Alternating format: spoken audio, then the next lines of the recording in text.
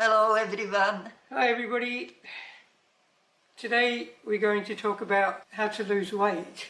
This is a good question. A lot of people want to know how to lose weight because there is, frankly, an obesity pandemic in the Western world because we're saturated with foods that are really non-foods. They're not really foods at all, but that's what the market is pushing on people. So people are putting on weight everywhere. And it's almost become normal. You walk down the street and everybody's bigger than they should be. And obesity is only 25% above what you should be carrying. And a lot of people aren't aware even that they're obese. They think they're pudgy or overweight, and they're not aware that they are actually obese because it's become so normal for people to be obese that they're not even aware of it. And even if they're not obese, most people are carrying too much weight. So we're going to talk a little bit about how to lose weight. And our answer is going to be very, very simple, because once you switch over to a basically raw fruit diet, you're inevitably going to lose weight. You can't get around it. You can't maintain a big weight if you're on a fruit diet. It's just impossible. You could try, but there's no way you could be eating fruit all day and you would still not be putting on weight or maintaining weight if you're grossly overweight or even a little bit overweight. You're going to slowly start losing weight. Yes. Yeah. Also, with losing weight, I could see there is a huge brainwash in the world. If you want to lose weight, you have to do a lot of exercise, and most emphasis are put into exercise.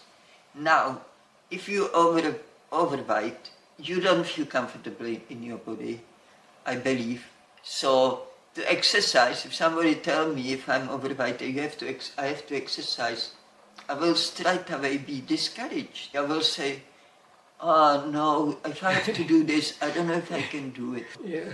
But if somebody tell me you have to change the way you eating and what you eating.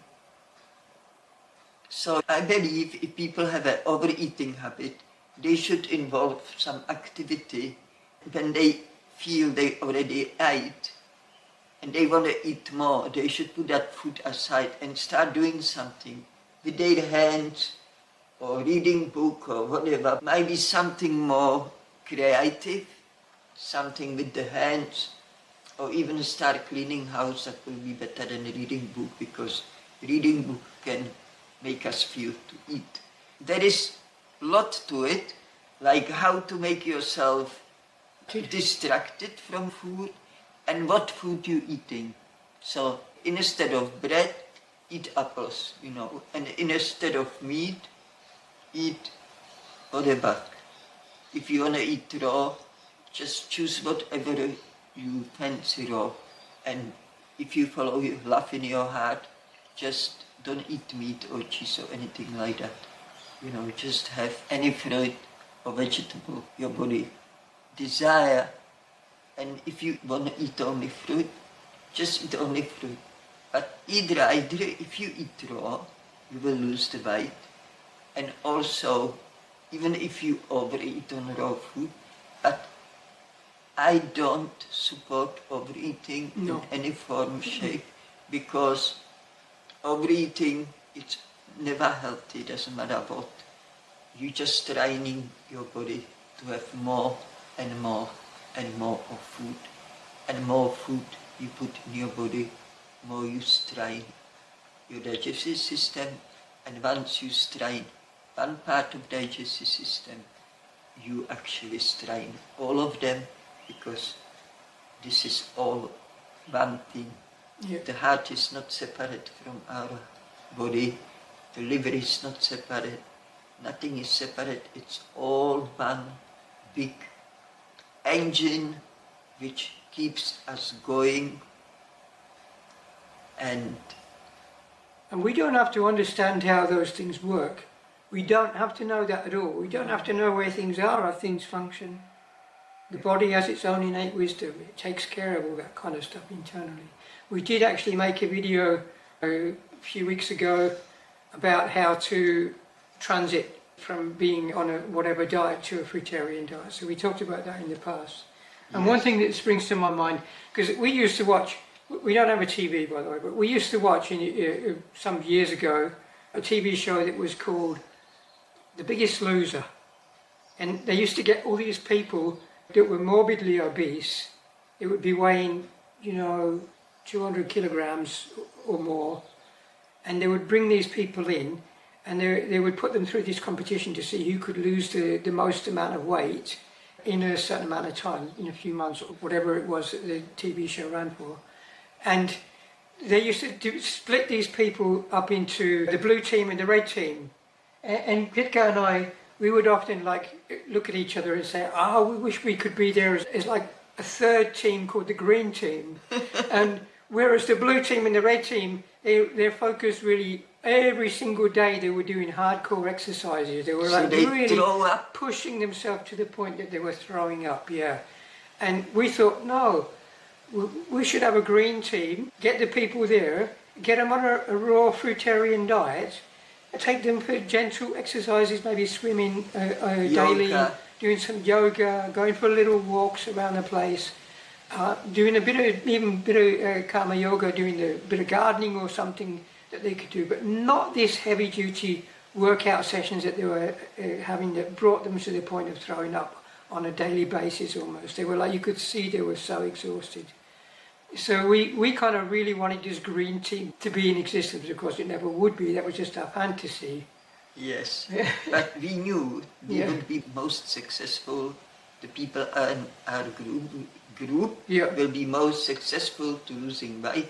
We already have it proven by people staying here, eating only fruit. They were losing weight in a good speed. They all were very happy about it. I want to say one more thing. That today in this world, it's almost forbidden to say somebody is overweight. It is, it's taboo. It's that whatever it is, that politically correct language we speak. I don't know what's politically correct on lying. And also I want to say that to strain your body with exercise to the level that you start throwing up, it's definitely wrong. Obviously wrong, logically wrong. You don't do that. You never strain your body if it's not your life depend on it. It's only going to age the body quicker. You're going to suffer for it. If not today, you're going to suffer for it tomorrow. You definitely one day your body is going to really feel that you abused it. And any abuse to your body may not show straight away. That's what I learned. When I used to binge on cooked food, I ate it, I said, I'm okay, it's nothing wrong with me. But a few days later, because I didn't eat anything else, only a few days later I noticed something wrong with me. And then I knew it's from when I ate that cooked food. So, of course, depends what you're eating. The worse the cooked food you're eating for you, the earlier you're going to feel the effect of it. But that's maybe a different topic. But it's still, I want to underline, always listen to your body, be gentle to yourself, love yourself. Don't put big pressure about anything. If something you can't achieve, take little steps till you get there. And don't hit yourself over it, because you only harm yourself again. That's not being kind. That's not being loving. So everything you do, think before, is this act of love? Is it going to harm me? Is this being too hard on myself? Is that actually love? You have to make up your own mind. And I want to go back because I started talking about the green team that we hypothetically would have liked to have had for the people that were losing weight. Because we know from our own experience of having people here that have been overweight, practically everybody that's visited us has been overweight, and that their weight loss it's going down very, very quickly, the weight. And on The Biggest Loser, you would see sometimes where they would be training all week so hard, and then they would be disappointed because they only lost 2 pounds, like 1 kilogram or something over a week.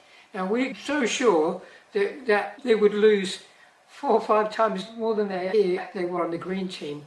And what we would have also done is taught them things, taught them why eating certain foods is wrong from an ethical point of view.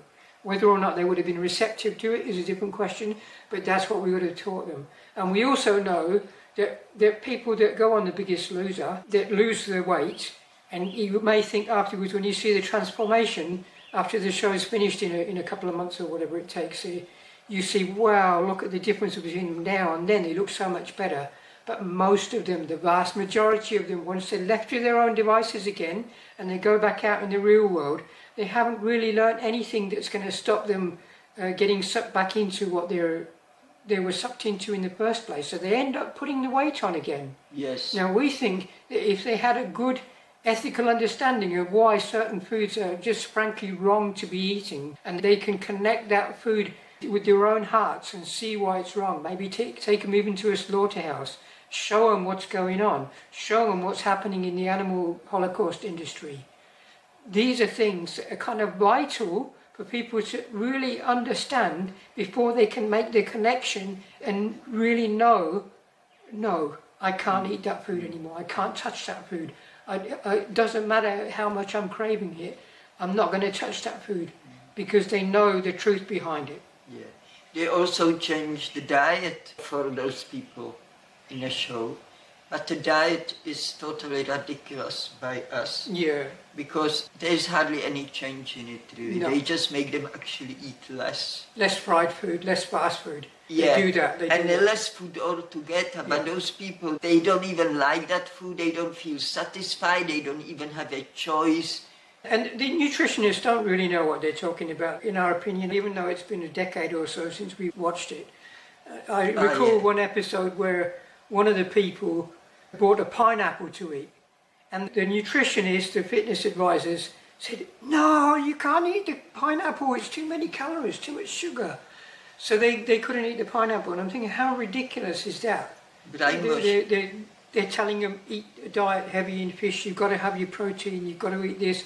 So they were still eating all this cooked food, still eating animal products, so many things that we would have had, no, don't touch any of this. Even if we weren't trying to make them fruitarian, at least try and make them understand that there's certain foods that they're eating blatantly wrong, and other foods that they weren't being allowed to eat. Yes, go ahead, eat until you're full with it, gorge on it.